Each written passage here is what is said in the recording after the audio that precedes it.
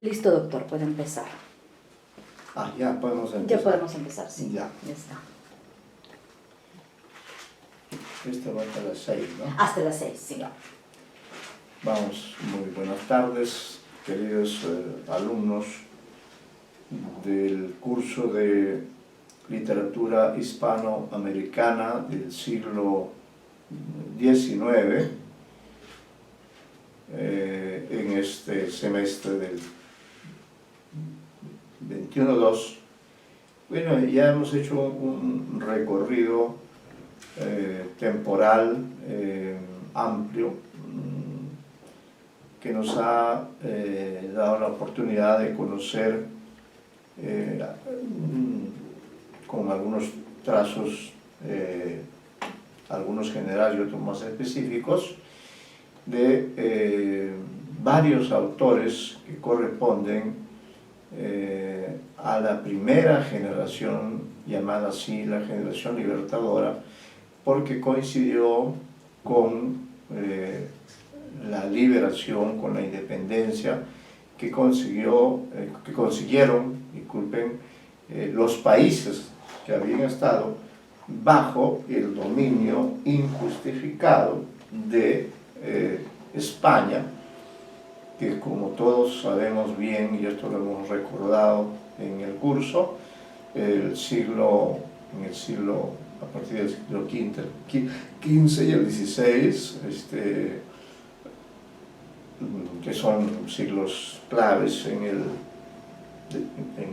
la historia del mundo, irrumpieron e inauguraron este largo periodo de apropiación de nuestro territorio, donde vivían gentes, habían sociedades.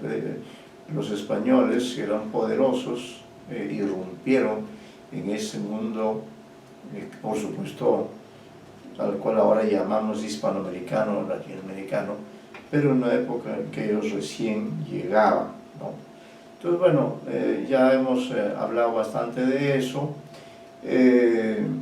Hemos omitido en esta oportunidad, dentro de esta relación de autores representativos de diferentes países, ¿no? Hemos omitido la figura de José Joaquín Olmedo, ¿no?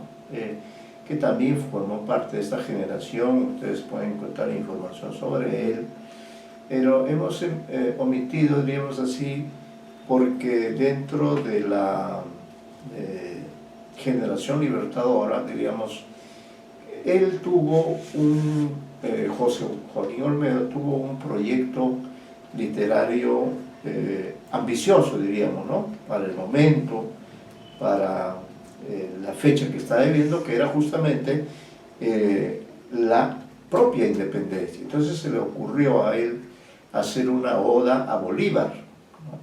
Siguiendo, claro, el arte de lo que hemos denominado el neoclasicismo, ¿no? Entonces quiso hacerle una oda a Simón Bolívar. Simón Bolívar estaba vivo todavía y ya había concluido, por supuesto, con su tarea de independizar a los últimos países que quedaban por independizar en América del Sur, ¿no? El último de los cuales, bueno, Perú, y luego Bolívar, de acuerdo a su filosofía, separó a Perú de Bolivia, apareció un país más. Parecía ser que Bolívar tenía el propósito de establecerse o tener una estadía prolongada, pero en fin, los hechos se precipitaron y bueno, la vida de Bolívar tampoco no fue muy extensa, fue más bien breve, enfermó.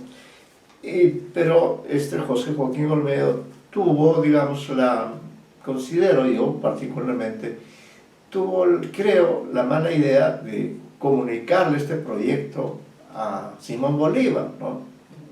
Mediante las cartas.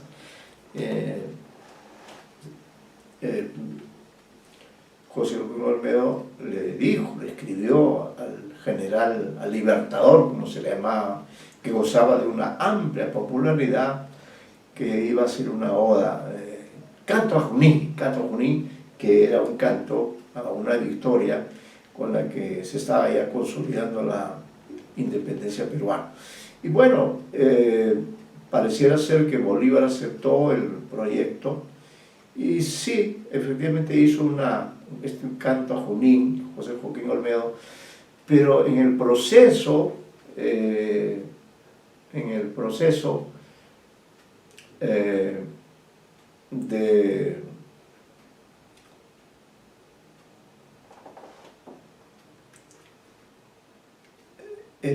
proceso de estos años iniciales de la independencia del siglo XIX,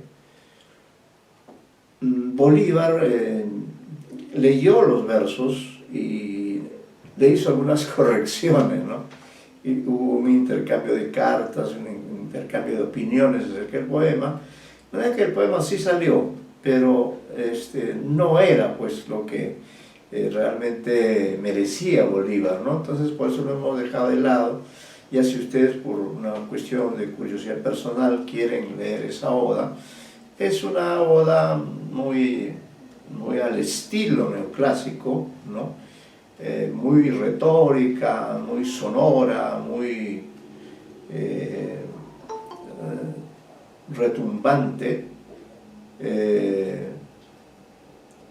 y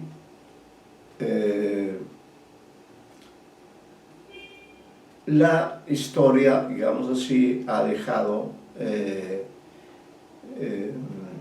de lado a esta oda hecha por José Joaquín Olmedo, y como les digo, nosotros nos pareció también que podríamos dejar de lado, con el respeto ciertamente al señor José Joaquín Olmedo, podríamos dejar de lado porque, y dicho sea de paso, me da la impresión, porque luego ocurrió también que ya en el siglo XX, en el siglo pasado, ¿no? Recuerden ustedes que don Gabriel García Márquez se le ocurrió también a él hacer una novela acerca de don Simón Bolívar, ¿no? El general en su laberinto. Y realmente también es una obra que, claro, es de Gabriel García Márquez, pero no tiene la calidad que tienen sus otras novelas, como por ejemplo Cien años de soledad o El amor en los tiempos del cólera, ¿no? García Márquez se documentó mucho sobre la etapa final de la vida de Simón Bolívar, su viaje por el río Magdalena hasta llegar a la ciudad donde muere, no me acuerdo en este momento, Bolívar. Entonces es un tramo muy pequeño, ¿no? No nos centró en la época de gloria del general Bolívar, sino en su época de ya declive, y también por esa razón ha sido un tanto cuestionada la obra, ¿no? Entonces, hechas estas observaciones, corresponde a la clase de hoy ingresar a una nueva etapa de la literatura del siglo XIX.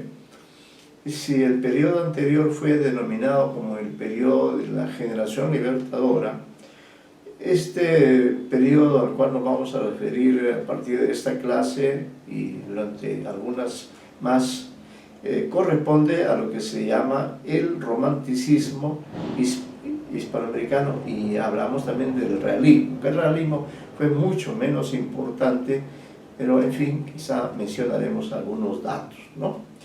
En todo caso, como ustedes saben bien, el romanticismo también, ¿no? También es de procedencia europea, vino de allá.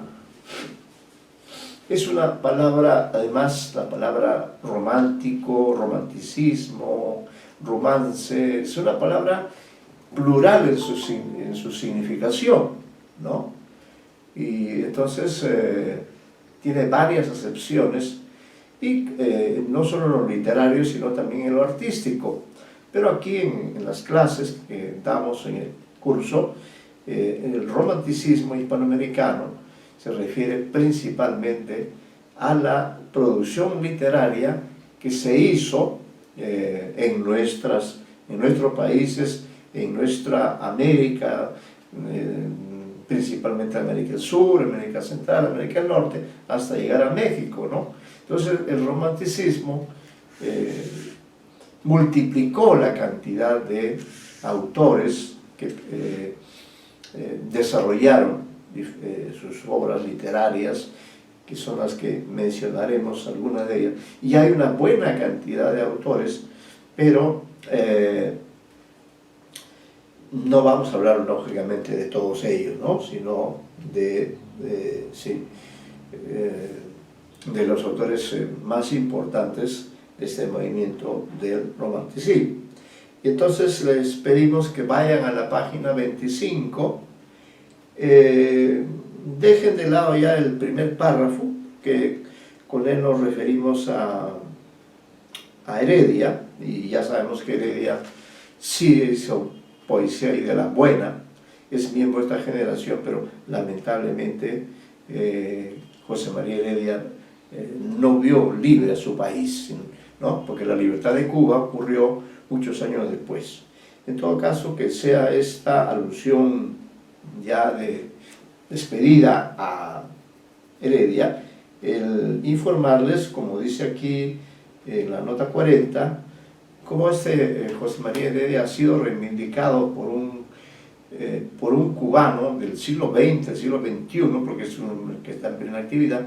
Él ha reivindicado la figura de José María Heredia con varios libros, ¿no?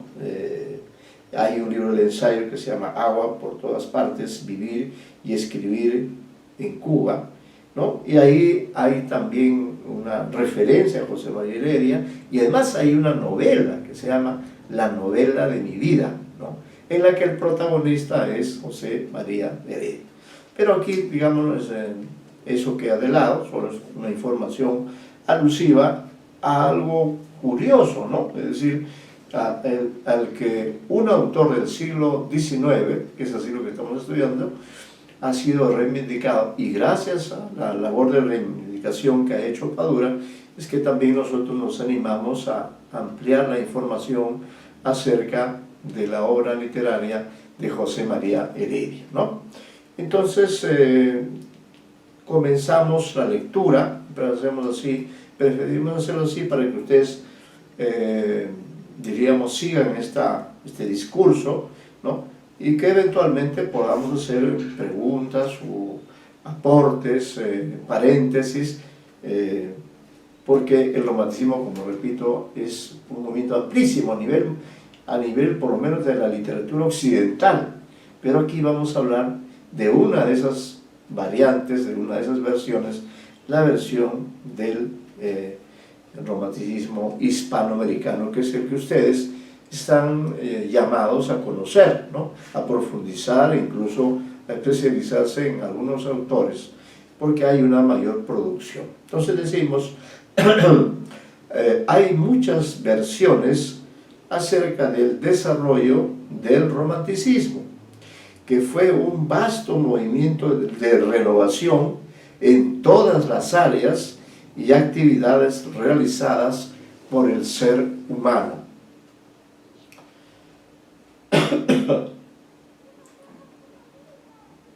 Como ha sido lo usual, nació en Europa entre el siglo XVIII y el XIX, y desde allí de Europa se extendió hacia todas las áreas sujetas a su influencia desde hace muchos años.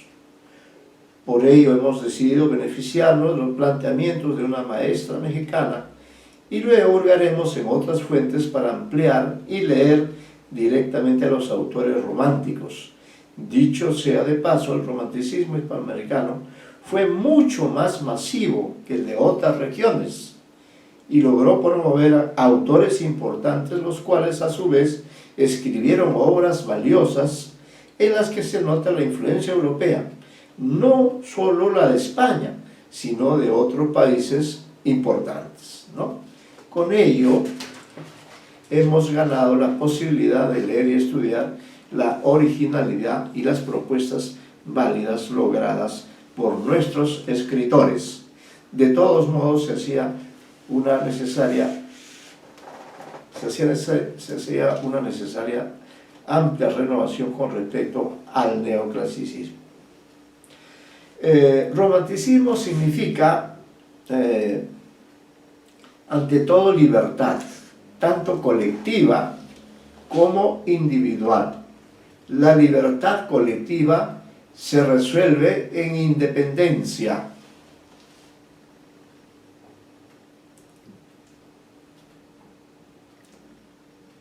La libertad individual en autoafirmación. El auroral movimiento romántico europeo se da fundamentalmente en Alemania, Francia, Inglaterra y España.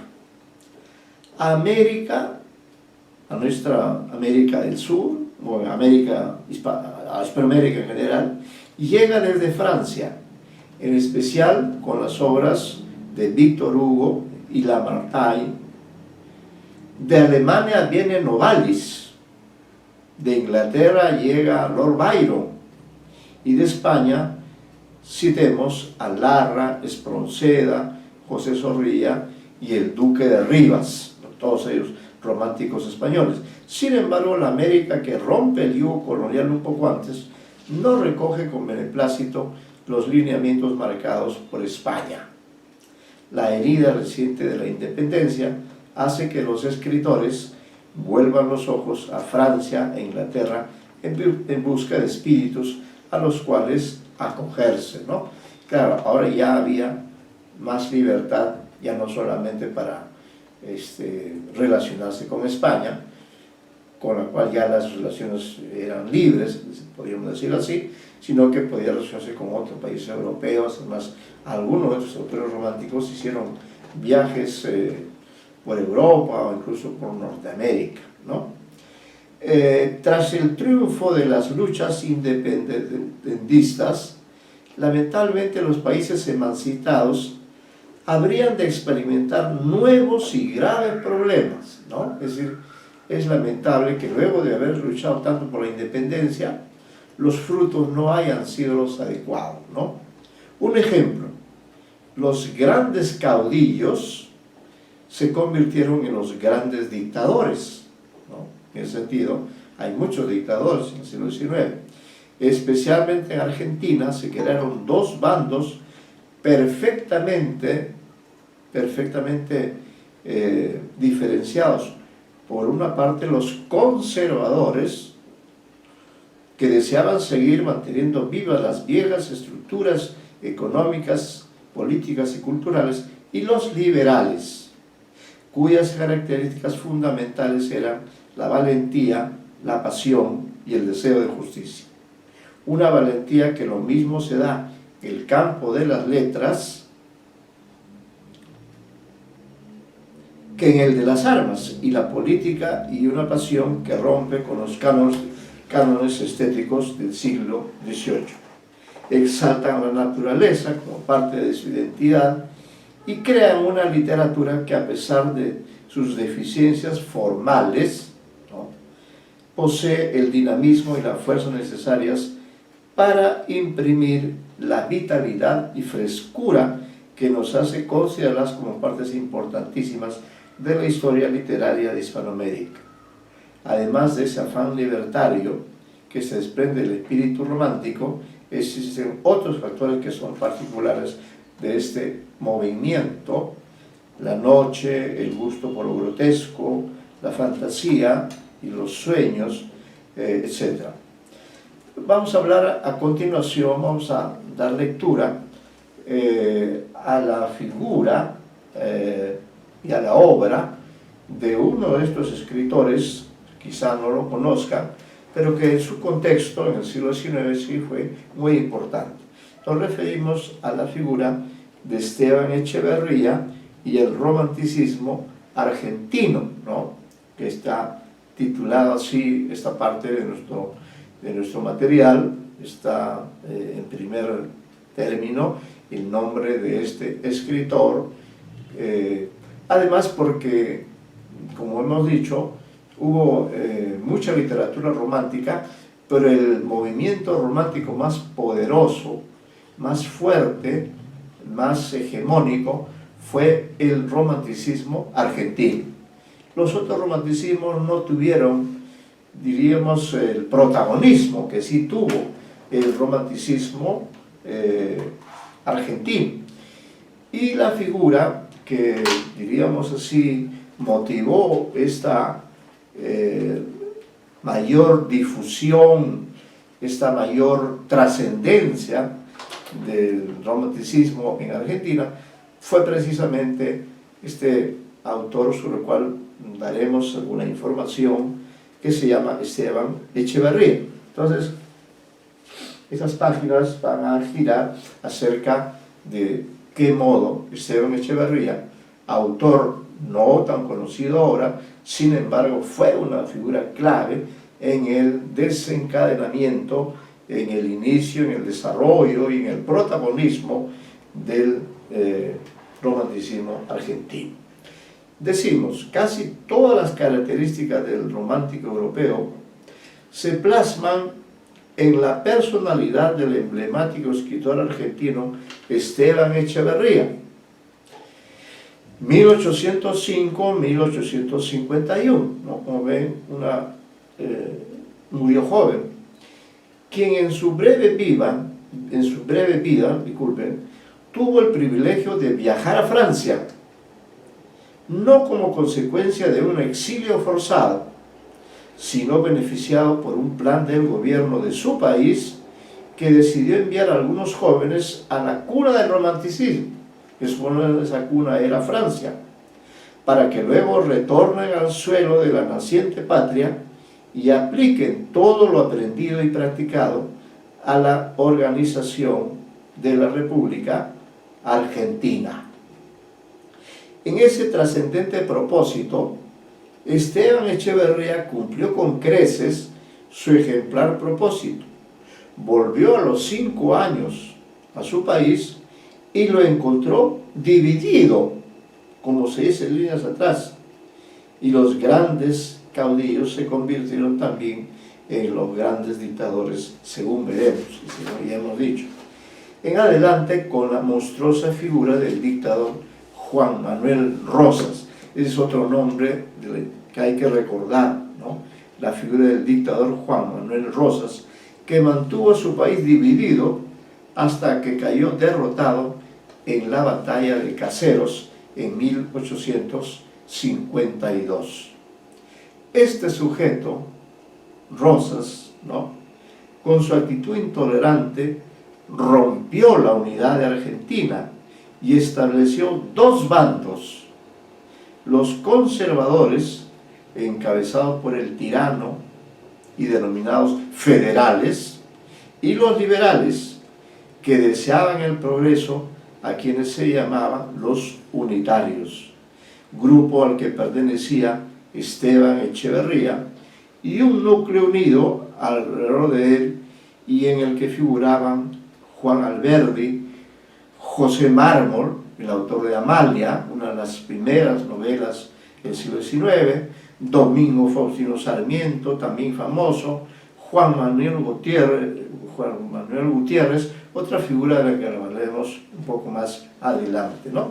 Entonces, en el pleno siglo XIX, casi en todos los países se dio esa dicotomía, es decir, en vez de que cada país marchara unido y encarrilara las cosas de tal manera que las sociedades, que estas nacientes repúblicas se encaminaran por el progreso y el reconocimiento del derecho a todos, lo que ocurrió es que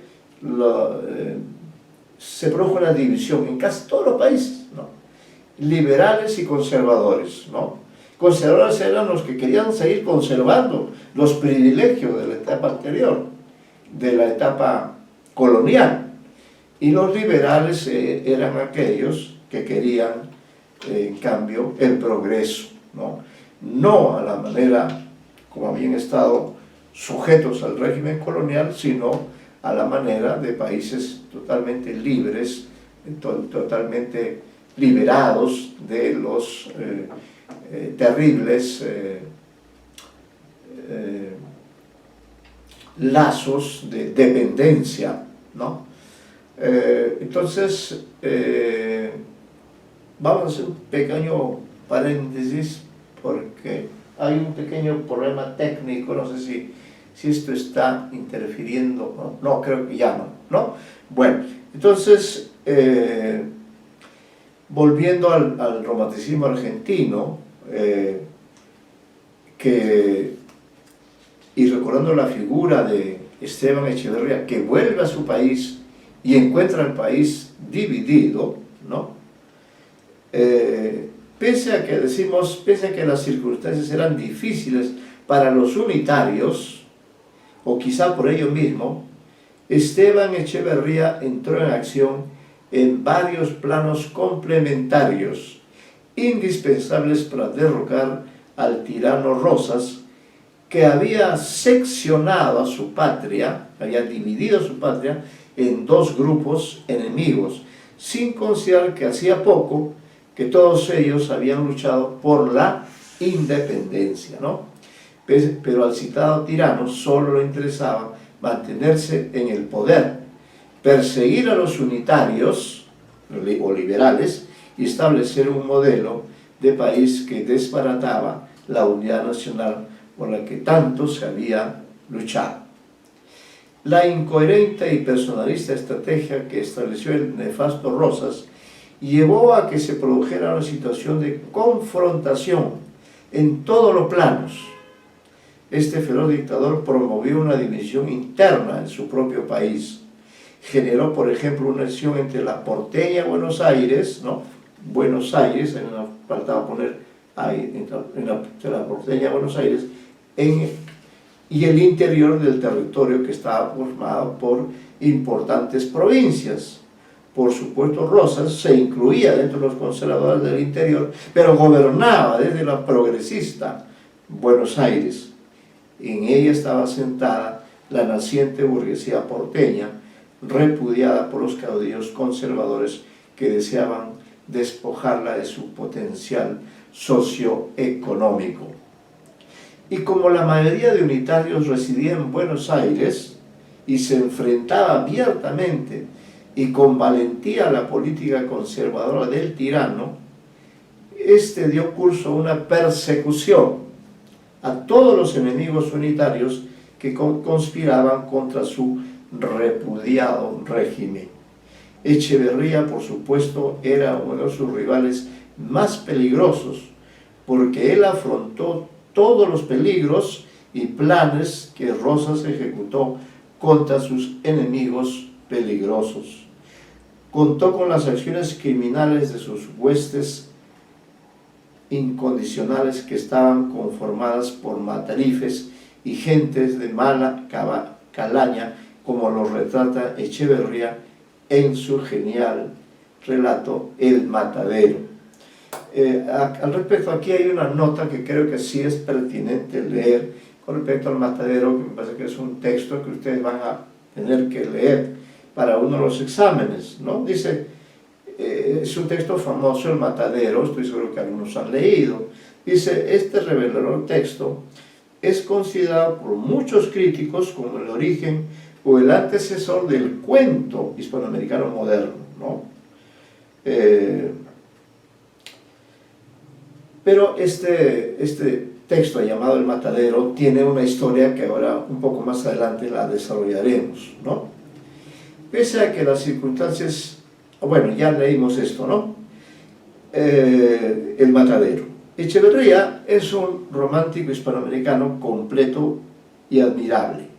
Su formación en la romántica ciudad de París le sirvió para comprender que la tarea de un escritor innovador no consistía solo en escribir poemas o relatos, por más notables que estos fueran. Luchar contra la tiranía, la ignorancia y el crimen de los conservadores rosistas implicaba organizarse y luchar con todas las armas, las bélicas, las organizaciones y los artículos en contra del enemigo, y significaba además redactar un documento serio y sesudo que sirviera de soporte para sentar las bases de un país que intentaba ser democrático e igualitario. Echeverría efectuó todas estas tareas y por eso fue forzado a sufrir el castigo del exilio. Hagamos un pequeño recuento de todo lo que logró este joven revolucionario e ideólogo rioplatense. Reunió a todos los de su grupo unitario, es decir, los que eran los liberales, y con ellos fundó la Asociación de Mayo, sede donde se juntaban para difundir la doctrina romántica y liberal. Compartió con ellos las ideas que había bebido en París. Es en el desarrollo de esas sesiones de intercambio de puntos de vista que Echeverría redacta un documento doctrinario que se llama el Dogma Socialista, que ahí lo hemos entrecomillado, ¿no? Es muy importante ese texto, decimos, debe ser uno de los primeros idearios concebidos en nuestro continente y que sirvió para que Argentina dejara fuera de juego al tirano Rosas. Este texto es de gran contenido ideológico. Abarca todos los aspectos materiales, educativos, políticos, administrativos que comprenden la construcción ordenada y democrática de una república. Incluso el propio título del folleto alude al concepto de socialismo, pero no a la concepción marxista que es posterior, ¿no? Quizá coincida con ciertas ideas que expresó nuestra compatriota Flora Tristán, ¿no? Que es más o menos también de esa misma época. Flora Tristán, también la nota que dice acá, el dogma socialista, la nota 42, de Esteban Echeverría, que fue el primer aporte que planteó la necesidad de contar con un ideario para construir un país hispanoamericano inédito. De alguna forma puede equipararse con la Carta a los Españoles Americanos escrita por un compatriota, de lo cual ya hemos hablado antes, ¿no? El inmortal peruano jesuita Juan Pablo Vizcardo y Guzmán. Entonces, bueno, Echeverría, incansable en su labor política y literaria, finalmente fue exiliado de su propio país y se marchó a la cercana ciudad de Montevideo, capital de Uruguay, país hermano de América. Esos dos países están muy unidos.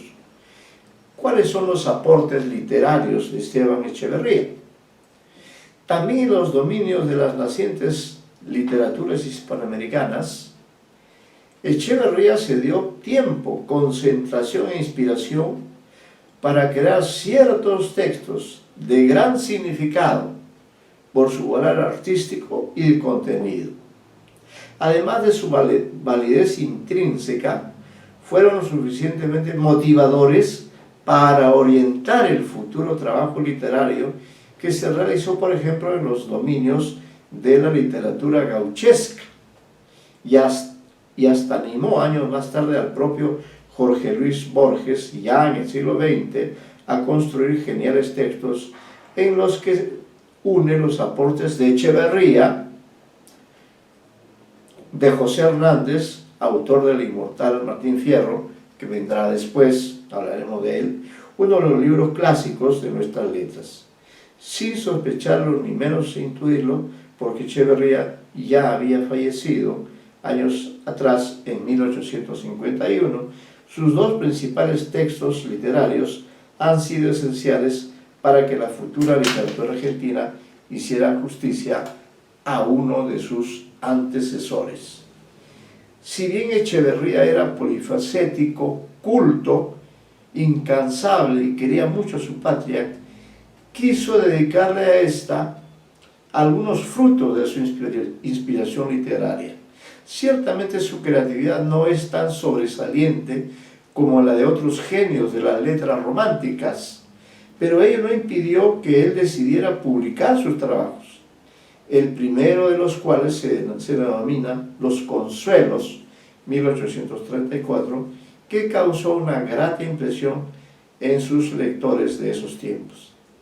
En cambio, su poema narrativo La Cautiva, pese a que no se consigna el año de su publicación, sí adquirió una trascendencia mayor por los temas que desarrolló en sus 9 cantos escritos en verso, pero con una historia contada admirablemente con recursos narrativos y descriptivos, ¿no? Entonces, digamos, un aporte muy importante en el plano literario fue la publicación de este poema narrativo, La cautiva.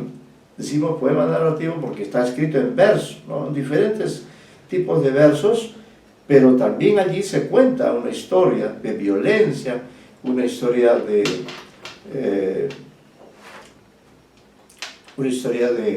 muertes, ¿no? Lamentablemente ocurridas en el espacio de la Pampa, que él llama, en su obra La cautiva, no llama la Pampa sino el desierto, ¿no? Para referirse a esa inmensa parte del territorio argentino que en aquellas épocas estaba deshabitado. Una autora a quien ya hemos citado nos brinda una información sintética pero valiosa sobre el contenido de La cautiva. Señala que sus versos, comillas, muestran el carácter romántico de esta obra, que narra la historia de una mujer cautiva por un grupo de indios salvajes y que, puñal en mano, defiende su honor y salva a su amado. Juntos huyen por el campo, pero en la oscuridad de la noche no ven un precipicio y caen en él, ¿no? Ahí se sintetiza, diríamos, el argumento de esta obra, por eso voy a repetir, ¿no? La cautiva muestra el carácter romántico de esta obra, que narra la historia de una mujer cautiva. Ojo con este detalle, es una de las primeras obras del siglo XIX en la que la protagonista es una mujer y no un hombre, ¿no? Usted es una mujer cautiva por un grupo de indios salvajes y que, puñal en mano, defiende su honor y salva a su amado. Juntos huyen por el campo, pero en la oscuridad de la noche no ven un precipicio y caen en él. El final del poema no puede ser más simbólicamente romántico, porque este final habla sobre la existencia en el páramo de un árbol y una cruz donde habitan las almas errantes de los Bryan, ¿no? Bryan es el nombre del esposo de María, la cautiva. Lo del nombre o apellido de Bryan quizá quiera significar la ascendencia europea del personaje creado por Echeverría. La cautiva, publicada por Echeverría, juega un indudable rol fundador en relación con la incipiente literatura del país sureño, pero ha sido criticada por algunos excesos que quizá sean consecuencia de la excesiva identificación del escritor argentino con sus maestros europeos. Se sintió deslumbrado por las magias verbales de Lord Byron y de otros románticos a quienes leyó con fervor. A propósito de Lord Byron y de su probable influjo en Echeverría, recomendamos leer El prisionero de Chaillon del citado autor, ¿no? Allí lo tienen, una referencia en la parte de la nota 44, allí pueden ustedes encontrar una información. Es de justicia señalar que algunos críticos argentinos han resaltado los aspectos negativos o exagerados. Uno de ellos, luego de exponer un enfoque exhaustivo y de efectuar una evaluación de la amplia escritura literaria de Echeverría, concluye de este modo: de toda su producción poética, lo que aún puede interesar por la vigencia que puede conservar es La cautiva, poema en el que, pese al desbordamiento intelectual, está presente una realidad que importa recuperar como tal, sin contar con lo que implica en el campo estrictamente literario como una inauguración de una problemática, ¿no? Ese es uno de los que critican a este autor. Además, al margen de la evaluación de La cautiva, es relevante destacar que el introductor del romanticismo en nuestras letras hispanoamericanas poseía una noción muy clara de la poesía, un crítico ya citado reconoce que en Echeverría se destaca su claridad conceptual respecto a la poesía como actividad. Sus ideas sobre la poesía, expresadas más o menos orgánicamente, son coherentes con su proyecto y revelan un pensamiento maduro que integra la poesía como actividad, con el resto de actividades que tienden a modificar la realidad en determinado sentido, ¿no? Por eso las precisiones que hace en lo conceptual son útiles para determinar los alcances de un romanticismo que trasciende lo individual. Veamos de qué modo cobra importancia el descubrimiento casual de un texto que de pronto y por sus méritos adquiere un sitial relevante. Ello es lo que ocurre con El Matadero, que después de la muerte de Echeverría fue sacado a luz por un destacado crítico. Entonces, para dar alguna información sobre la suerte que corrió finalmente este introductor del romanticismo en Argentina, que es Esteban Echeverría, señalemos que él murió en Uruguay, murió en el exilio, antes de la caída de Rosas, ¿no? Pero como Buenos Aires y Montevideo están cerca, entonces algunos de estos personajes que habían estado en Montevideo en condición de exiliados, uno de estos exiliados del grupo romántico, que eran varios, Mármol, Echeverría, Alberdi, etc., ocurrió este descubrimiento. No es frecuente que se presente esta figura, pero dado el hecho de lo que ocurrió, ¿no? Muerto Echeverría, este escritor de quien vamos a hablar, vamos a dar algunos datos, que es Juan María Gutiérrez, que era amigo de Echeverría y que por tanto al fallecer Echeverría, él tuvo acceso a los papeles, ¿no? Exhumó los papeles que había dejado Echeverría en Montevideo, lejos de la patria, ¿no? Y exhumó, ¿no? Sacó a la luz este texto, El Matadero, de Echeverría, ¿no? Pero en este caso hay que destacar tanto la calidad del Matadero, que es un texto que ustedes leerán, lo tienen ya ahí en el material del curso, pero también hay que destacar la figura de Juan María Gutiérrez, ¿no? Porque, como veremos, él realizó una labor muy importante, es una figura no de primer nivel, pero sí, en todo caso, esencial en el proceso de desarrollo de la literatura argentina e hispanoamericana. En esta parte hablamos de la exhumación del Matadero de Echeverría por Juan María Gutiérrez. Según lo ya señalado, Echeverría, por su intensa y comprometida labor revolucionaria en contra de la tiranía de Rosas, pasó los últimos años de su existencia exiliado en Montevideo, al lado de otros conspiradores argentinos opuestos al tirano. El caso extremo es el de José Mármol, otro escritor también importante, ¿no? Él es el autor de Amalia, distinguido escritor que publicó una de las primeras novelas románticas, Amalia, considerada por la crítica como la primera novela escrita en la Argentina. El tema central, como el caso de Facundo y El Matadero, es la tiranía de Rosas. Y nos referíamos a que José Mármol también escribía poemas, pero en todos estos el tema obsesivo era el del tirano Rosas, a quien no dio tregua literaria hasta que su odiado enemigo perdió el poder.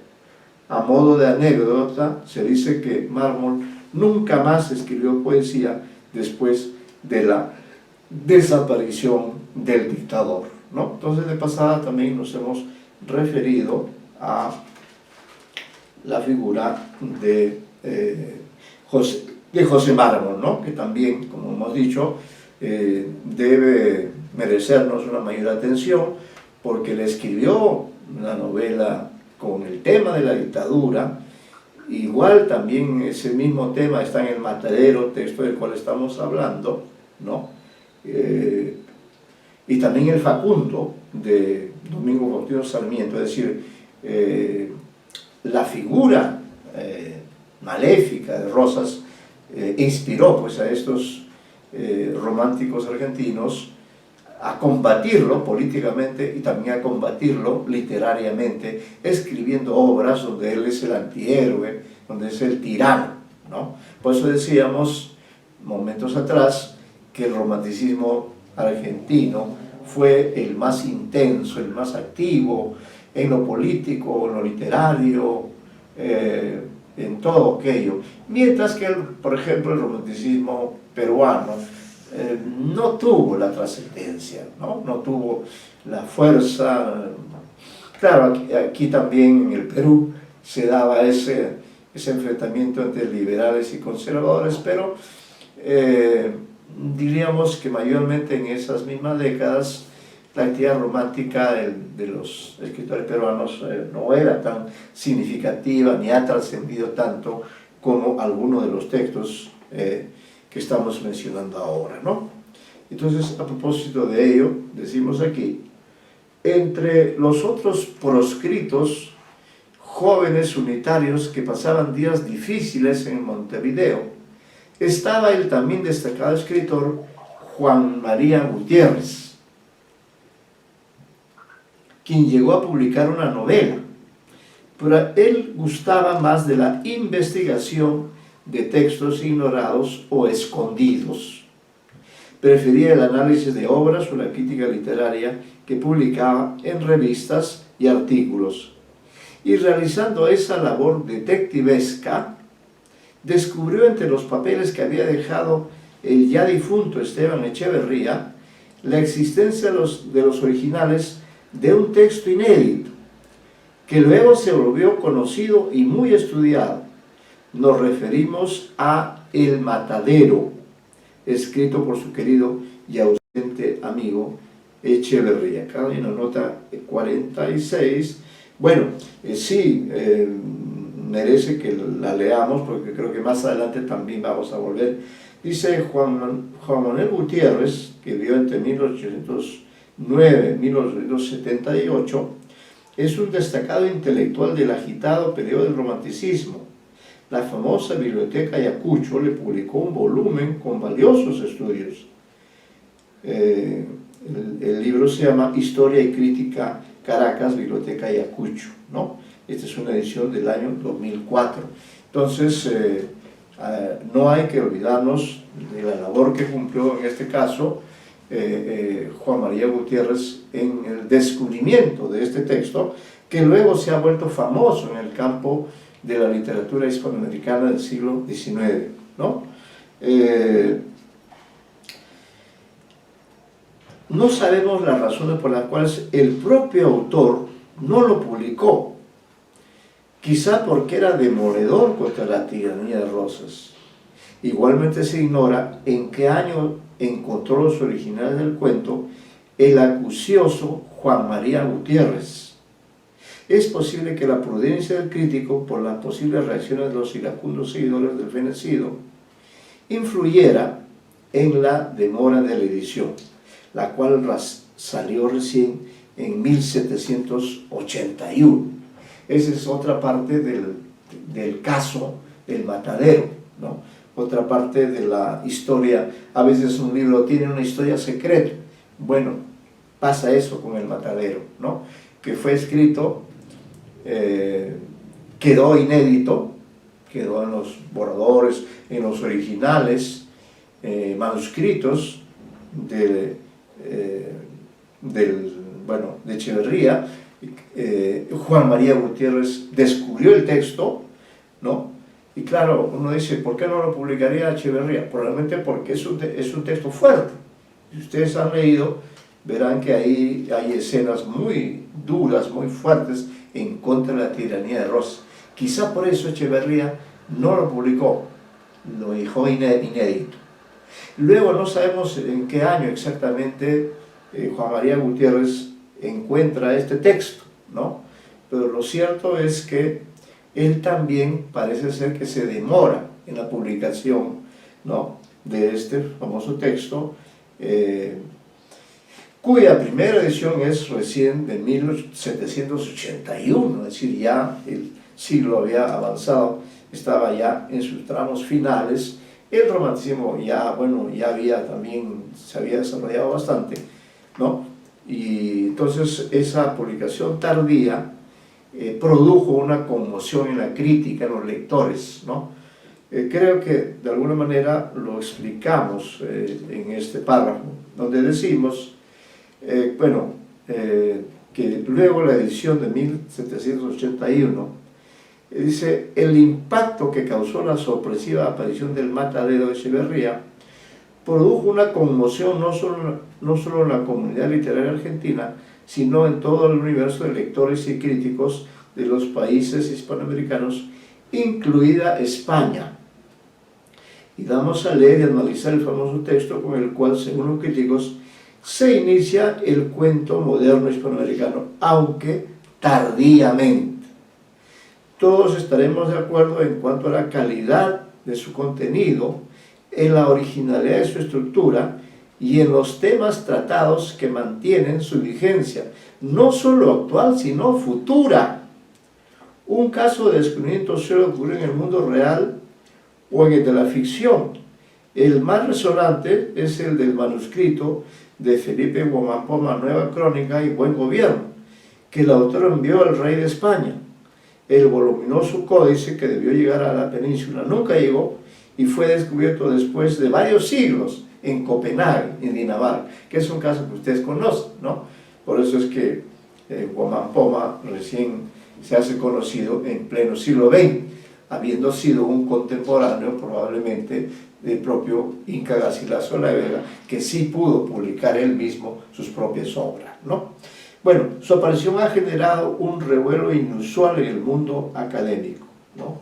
En la ficción es digno de atención el caso de los manuscritos de Melquíades, que figura en 100 años de soledad de Gabriel García Márquez, ¿no? No olvidemos, seguimos con Echeverría, no olvidemos que en La cautiva y en El matadero son temas centrales los de la violencia, de la muerte, de la dictadura, de la presencia gravitante de la naturaleza americana y el de la diversidad sociocultural de los personajes.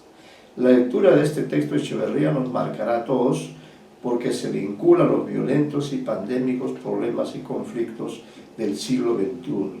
Preparémonos para apreciar los valores estéticos y la fuerza política y cultural de este cuento que el ilustre Juan María Gutiérrez salvó del olvido y de la destrucción. A él debemos agradecerle la buena suerte de encontrar y de publicar uno de los textos más valiosos de nuestras letras. Además, por su riqueza temática, por su rica complejidad estructural y por la presencia de seres de diversos lugares, razas e idiomas, de infinidad de personajes, indios, blancos, mestizos, gauchos, poderosos, pobres, tiranos, asesinatos, secuestros, torturas, rituales religiosos, costumbres citadinas y urbanas, matarifes, mujeres indefensas, se nos dará la oportunidad de leer una obra polifacética y propia de nuestra compleja sociedad, ¿no? Entonces, El matadero, pues, es un texto que apareció muy tardíamente, pero a pesar de eso, ¿no? Y considerando que había sido escrito décadas antes, entonces produjo este revuelo, ¿no? Un necesario agregado entre las dicotomías que presenta en especial La cautiva figuran las diferencias entre lo local y lo europeo, los contrastes entre la valentía del personaje femenino, María, y la endeblez de su marido, Brian. esto en La Cautiva, ¿no? El salvajismo y primitivismo de los indios que solo desean capturar, violar y cometer canibalismo con la pareja de los dos personajes. No olvidemos que en la parte final de La Cautiva mueren indefensos dos pequeños infantes, descendientes frustrados de la pareja asesinada por estos indios que practicaban los llamados malones, ¿no? Que son incursiones para invadir, atacar, capturar, violar, matar y quedarse con las propiedades de las víctimas de estos delitos. En el Martín Fierro, obra la cual hablaré más adelante, volveremos sobre estos estremecedores sucesos que caracterizan a nuestro continente. Recordemos que fuimos conquistados en pleno siglo XVI, que nos invadieron con la violencia, sus armas más poderosas, mataron a nuestros soberanos incas, sometieron a la población indígena a los trabajos forzados, sea en la agricultura y en la ganadería, ¿no? Infelizmente los indígenas de lo que hoy completa Argentina se habían quedado en la etapa de la barbarie, del canibalismo, del despojo, de la renuncia a la agricultura y de la ganadería. Por eso, a la larga, representaron un peligro para la nueva Argentina poblada. Por ello, producir la independencia en 1810, llegaron en las siguientes décadas oleadas de exiliados europeos, ¿no? Italianos, franceses, etc. Uno o dos, Sarmiento y Mitre, uno o dos de los románticos, que llegaron al poder, se dedicaron a exterminar a los gauchos y por añadidura a los indios, que también representaban un peligro y un riesgo para la población y modernización argentina. Según los criterios propios de estos cambios, presionado por la presencia de las potencias europeas que exigían mayores espacios y población más numerosa para transformar Argentina en el país hispanoamericano más europeizado, casi igual que en Uruguay, ¿no? El romanticismo mexicano también fue fructífero, pero no resultó tan espectacular como el de Argentina. En cambio, necesitamos volver a tierras sureñas para destacar la presencia de otro romántico, de otros románticos argentinos. Domingo Faustino Sarmiento, cuando llegó a ejercer la presidencia del país, no sé si en una o en dos oportunidades, y publicó una obra muy famosa y polémica llamada Facundo, Civilización y Barbarie. Este libro impactó desde su primera aparición en artículos publicados en Santiago de Chile, porque Sarmiento era un exiliado más de los que Rosas había expulsado del país del cual ambos eran combatientes, ¿no? Entonces, como vemos, el romanticismo argentino contó pues con una serie de personajes, ¿no? Entre ellos también leeremos algunas notas acerca de José Mármol, ¿no? José Mármol es otro de los escritores importantes del romanticismo argentino y cuya obra, cuya novela Amalia, también tiene el mérito de ser, diríamos, una de las primeras en aparecer en nuestro continente, en este género que luego se ha vuelto importante y que en el siglo XX definitivamente, y aún en el XXI, la novela sigue siendo importante, ¿no? Y lo coincidente es que la temática de esta novela es una temática netamente política, ¿no? Como también ha ocurrido con muchas novelas, tanto del siglo XX como del siglo XXI, ¿no? Porque en las novelas generalmente se relatan los grandes sucesos históricos, y dentro de esos grandes sucesos históricos generalmente aparecen guerras en diferentes partes del mundo, ¿no? Veamos algunas líneas sobre José Mármol, que vivió entre 1818 y 1871. José Mármol nació en Buenos Aires en 1818. Hizo estudios de Derecho, pero no los terminó, y se dedicó con entusiasmo a la política y asumió las dificultades que ella trae a un joven que vive en un país que está en pleno proceso de organización, luego de haber pasado durante siglos en condición de virreinato, dependientes de la lejana y monárquica España, la cual tuvo que dejar sus propiedades expulsada por la independencia americana. A sus 19 años, en 1839, en los inicios de su actividad pública, en oposición al régimen dictatorial de Rosas, José Mármol sufrió su primera detención, que duró 6 días en que estuvo incomunicado y engrilletado.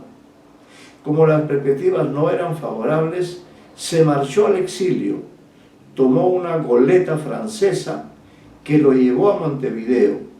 Allí residían varios exiliados, estaba Alberdi, Florencio Varela, Esteban Echeverría, Juan María Gutiérrez, Miguel Cané, y con todos ellos trabó amistad. Allí estuvo 3 años y no se quedó porque se había producido el sitio de Montevideo por tropas de Uribe, amigo de Rosas.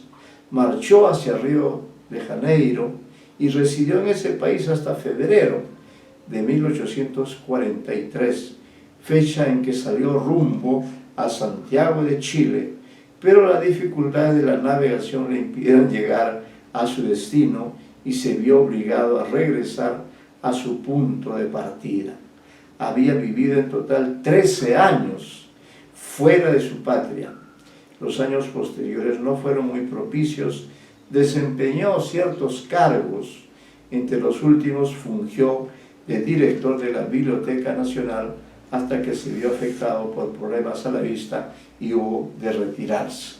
Murió en 1871. Como ven, la vida de estos románticos argentinos fue muy aventurera, muy llena de riesgos de todo tipo, ¿no?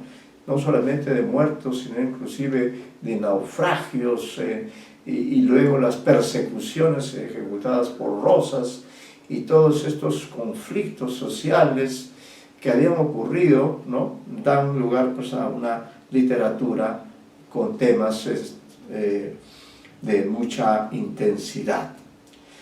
La vida agitada que vivió hizo que su obra literaria se nutriera de esta actividad constante, de pasar de un país a otro, perseguido por sus enemigos.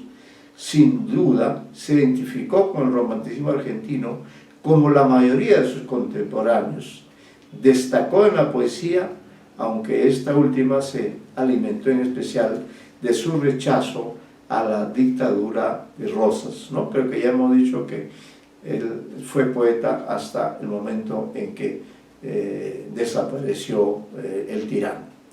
Su vida en constante exilio lo obligó a dedicarse al periodismo durante todos estos duros años en que había que trabajar y ganarse el sustento para la supervivencia, a la vez que se mantenía atento a las actividades políticas. En Montevideo fundó 3 periódicos, el más importante, La Semana, y colaboró en varios más. Se volvió popular no tanto por la brillantez de su prosa periodística, sino por la virulencia y la constancia con que atacó a Rosas y sus amigos, de cuya política se volvió más tarde en acusador máximo. También en Montevideo realizó su labor como poeta lírico, dramático y novelista. En esa ciudad publicó en 1847 6 cantos del poema El Peregrino, que debió tener 12, compuestos al compás de sus andanzas, y aunque inspirados por el Childe Harold de Byron, completamente autobiográficos y llenos de episodios auténticos, como el de la tormenta en alta mar que sufrió Mármol a bordo de la goleta Rumanía que lo llevaba a Chile, pero tuvo que volver a Río de Janeiro. Su producción lírica más selecta está recogida en su libro Armonías, 1851, que también se publicó en la capital uruguaya.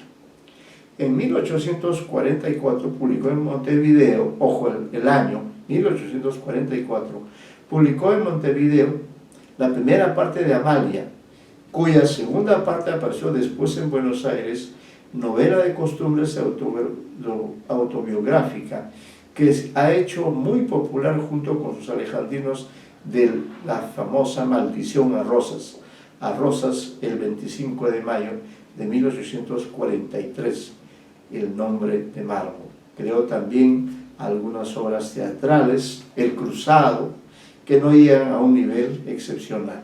La literatura de mármol fue desigual. Las influencias que se descubren en el mármol son además las de Byron, ya citado, Chateaubriand, Espronceda y Zorrilla.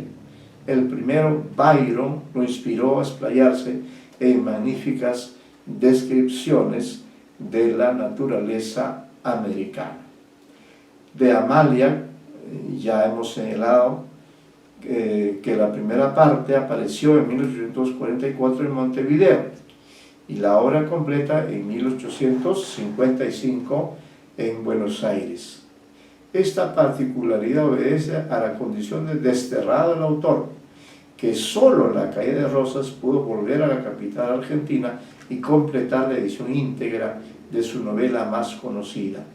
Su acción se desarrolla durante la tiranía y por eso constituye un valioso documento para la reconstrucción de dicha época, pese a su apasionamiento y falta de imparcialidad.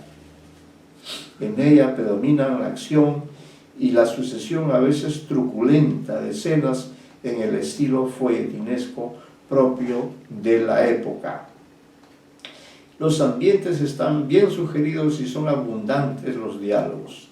Amalia está construida como las novelas históricas de Dumas padre, con gran cantidad de personajes y una acción complicada y a menudo lenta.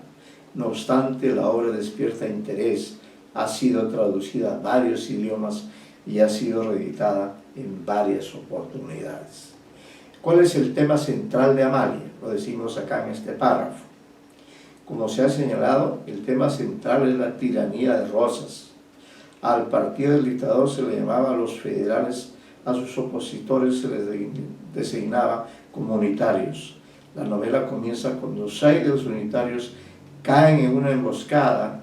Solo uno, Eduardo, logra escapar, aunque herido en una pierna. Lo salva un hombre unitario también y lo deja al cuidado de Amalia. Ambos se enamoran y se casan en secreto. Eduardo es descubierto y asesinado. Esta novela demuestra la estrecha relación que existe entre el espíritu romántico y la vida de ese momento, de hondas tendencias románticas también, ¿no? Como vemos, el personaje es una novela netamente de tema político, luego deriva hacia lo amoroso, pero finalmente prima lo político porque el protagonista, que es Eduardo, es descubierto y asesinado pese a estar bajo el cuidado de Amalia, ¿no? Entonces también es propicia la ocasión para hacer referencia a que esta novela también ha suscitado bastante interés a lo largo de los años, ¿no? Bueno, luego vamos a ver también de manera panorámica información acerca de otro grande de la literatura romántica argentina. En este caso estamos refiriéndonos a Domingo Faustino Sarmiento, ¿no? Todos son contemporáneos, todos nacen alrededor de 1810, 1811 y mueren en la década de los 80 del siglo XIX. Decimos, poesía, teatro y novela acusan con mayor claridad las líneas principales de nuestro movimiento romántico y sin embargo, quien mejor lo encarna no es un poeta, sino un prosista que nunca ensayó el drama ni la novela. Domingo Faustino Sarmiento tenía el ímpetu romántico pleno, la energía de la imaginación y el apasionado torrente de palabras, junto con la vivaz percepción de los hechos y rápido fluir del pensamiento. Con todos estos dones no se resignaba a mero escritor, solo pensaba en servir a su patria, Argentina, a Chile, a toda la América española. Educar fue pasión suya, la más temprana, educarse a sí mismo y educar al pueblo. Eso hay que destacar en el caso de Sarmiento, ¿no? En la infancia y en la adolescencia trató de adquirir conocimientos, luchando contra la pobreza de su familia venida menos en su anticuada provincia montañosa de San Juan, y logró darse el tipo de educación que necesitaba según sus propósitos. Tuvo que estudiar latín, que le interesó poco, pero le dio un instrumento valioso para la adquisición del francés y del inglés. Leyó todo lo que pudo encontrar de filosofía, de historia, de doctrina política, de pedagogía. Como no podía dejar de leer cuanto cayera en sus manos, se leyó además la Biblia y muchos libros de religión. Cuando apenas contaba 14 años, sabía matemáticas suficientes para aprender el arte de la agrimensura, ayudando al ingeniero francés Barrault. Como hombre del siglo XIX, tuvo la veneración de las ciencias de la naturaleza. A los 15 años empezó a enseñar, adoctrinando a gentes campesinas, junto a su tío, el sacerdote José de Oro, a quien ayudó a construir una escuela y a reconstruir una iglesia herida por el rayo. No fue precoz en su vocación literaria. Después de muchos cambios de lugar y de trabajo, comenzó a escribir a los 28 años y sus motivos fueron políticos. Fundó su primer periódico, El Sonda, en San Juan, para combatir por la libertad y el progreso. Tuvo que salir desterrado, como casi todos ellos, y se estableció en Chile.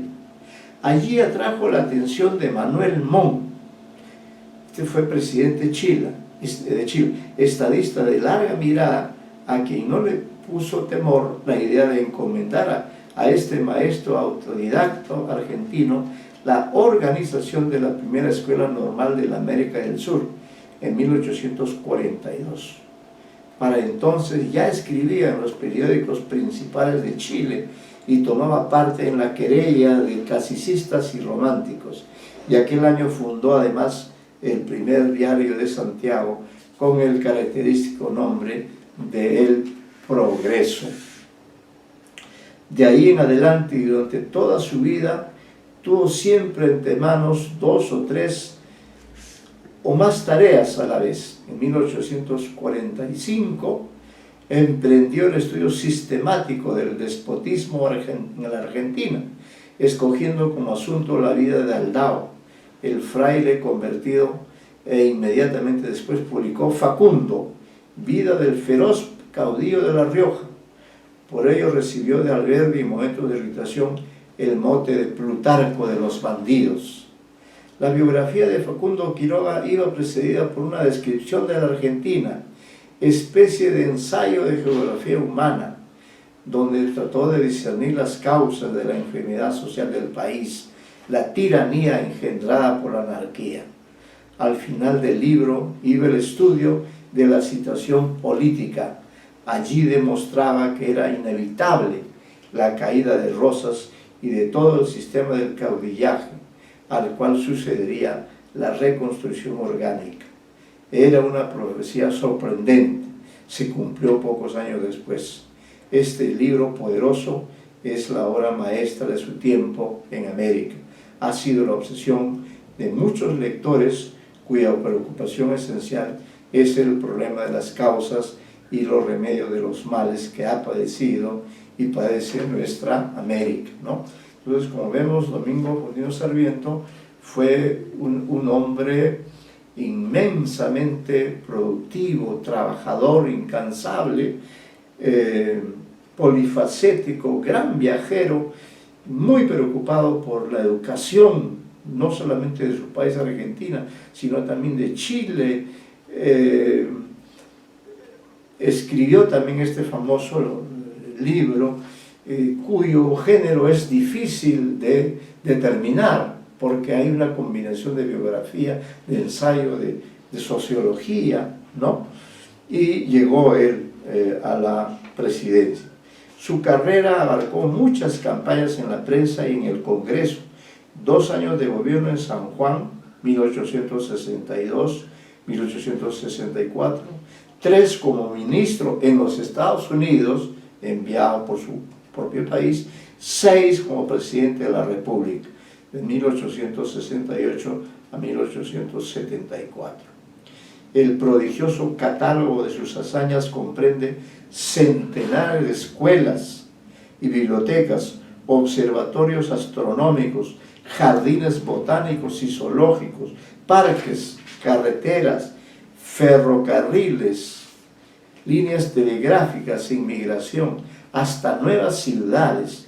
Tuvo parte en toda contienda cuyos motivos fueran la libertad y la justicia, y sobre todas las cosas la regeneración del pueblo mediante la educación.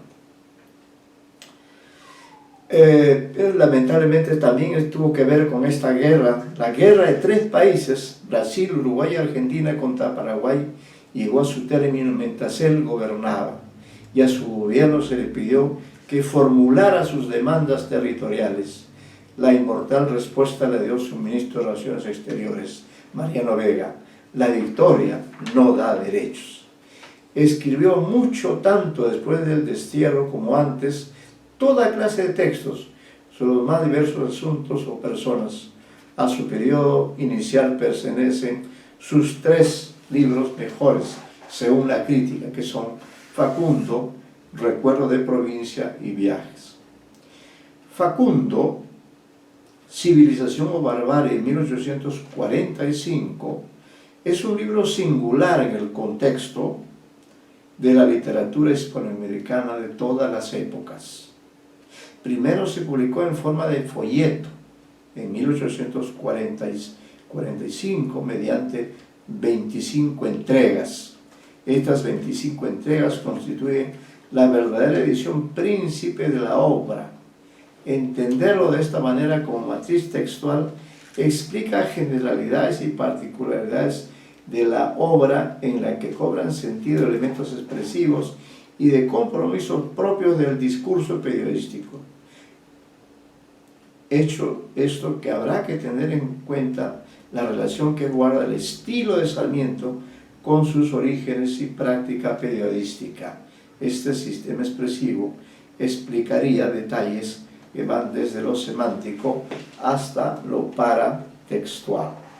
Para concluir con esta compleja historia editorial de Facundo, Civilización o Barbarie, cabe decir que se publicaron varias ediciones con enmiendas y correcciones hechas por el propio autor, y en cada edición varía el título y los contenidos del libro.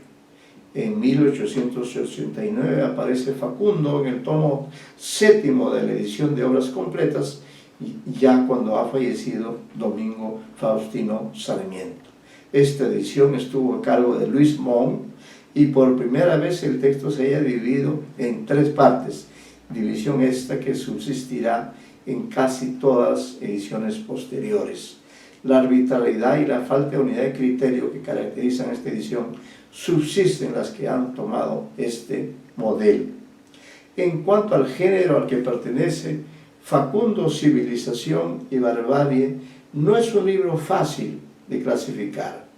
Es un volumen de combate que surgió en el periodismo como un apremiante deseo de contribuir a la caída del tirano Rosas, pero a la vez es un estudio de la República Argentina en sus características físicas, sociales. Se vale de la biografía para estudiar al tirano Facundo Quiroga, quien fue modelo de Juan Manuel Rosas, a quien también fustigó en su caída y contribuyó a que dejara el poder.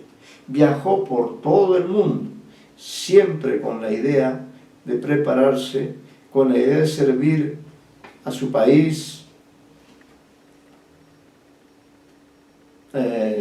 y así lo hizo en la dilatada vida política que le tocó vivir. Su libro Facundo ha quedado como una obra abierta que inaugura el género del ensayo, pero su estudio siempre es difícil de leerlo porque es un volumen que tiene que ver no solo con el pasado, sino aún con el presente y el futuro, ¿no? Entonces, hemos visto pues a varios autores, Mármol, Echeverría, Domingo Faustino Sarmiento, incluso Juan Manuel Gutiérrez. En todo caso, digamos, nos correspondería, antes de continuar, con, digamos, una suerte de balance o de evaluación de lo que significó el romanticismo argentino, por la información que hemos podido proporcionarles, ¿no?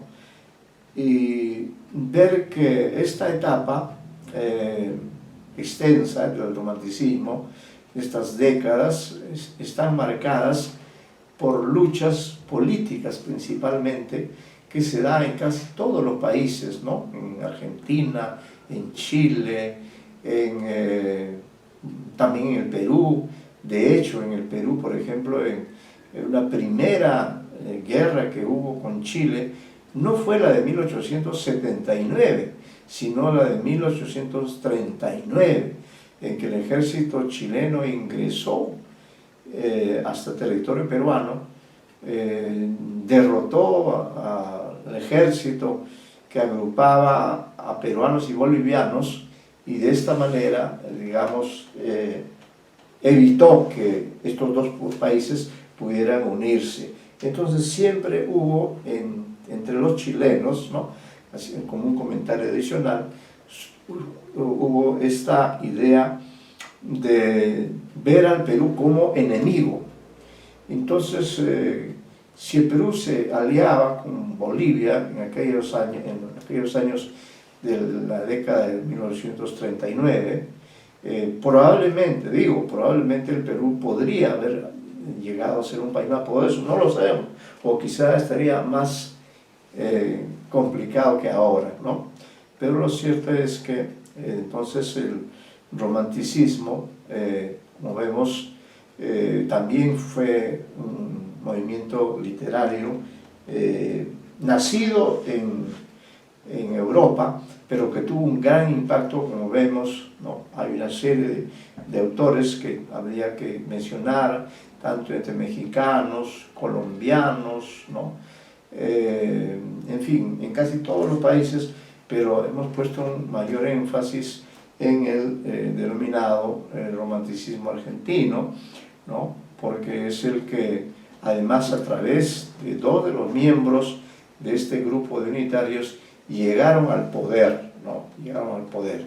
Ahora, dentro de este recuento que estamos haciendo, ¿no?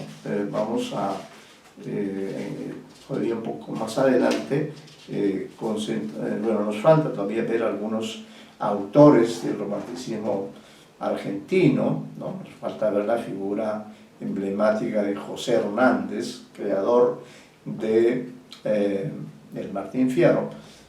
Antes también nos falta ver, y no lo hacemos ahora en esta clase, pero sí queremos anunciar que la próxima vamos a partir de este subtítulo que dice Carta Histórica 1876 de Juan María Gutiérrez ante una actitud de invitación de la RAE, ¿no? Esta carta tiene un valor, especialmente en el plano lingüístico y en el plano literario, porque no olvidemos que si bien los países alcanzaron la independencia en diferentes momentos, pero en las primeras décadas, con la excepción de Cuba, y si bien terminó la época del virreinato y llegó la época de la República, los españoles nos dejaron con un idioma, el español idioma en el cual nos manejamos, nos comunicamos principalmente, ¿no? Y nunca hubo tampoco en la época romántica, en el caso del Perú, por ejemplo, una política de reivindicación de las lenguas ancestrales, a las cuales no se les tomó mayormente en cuenta, ¿no? Entonces, toda la producción literaria, la producción periodística, etcétera, está hecha en nuestros países en la lengua española, ¿no? En esta lengua española, que ciertamente tiene una procedencia europea. Esto es algo indudable, es algo que nadie puede negar, pero esto significó también, de paso, una suerte de discriminación de las lenguas ancestrales, por ejemplo en el caso nuestro, ¿no? El quechua principalmente, el aymara y también otras lenguas que tenían una producción literaria, pero que lamentablemente no hemos tomado en cuenta porque precisamente por, digamos, la dificultad de la publicación no hubo mucha producción literaria en estas lenguas. Se mantuvo viva la memoria a través de los géneros del cuento, de la fábula, de los relatos o de los mitos. Incluso hay mucha información de este tipo, pero no hubo, digamos, no tuvo una mayor trascendencia en ese contexto del siglo XIX. El rescate, ¿no?, ha venido después, ya en el siglo XX, cuando hemos descubierto que en el siglo XIX había más obras, había más producción que la que supuestamente se había publicado. Pero eso obedece a que en el contexto del romanticismo, si bien ocurrió principalmente la gran transformación en Argentina, en los demás países este desarrollo social, económico,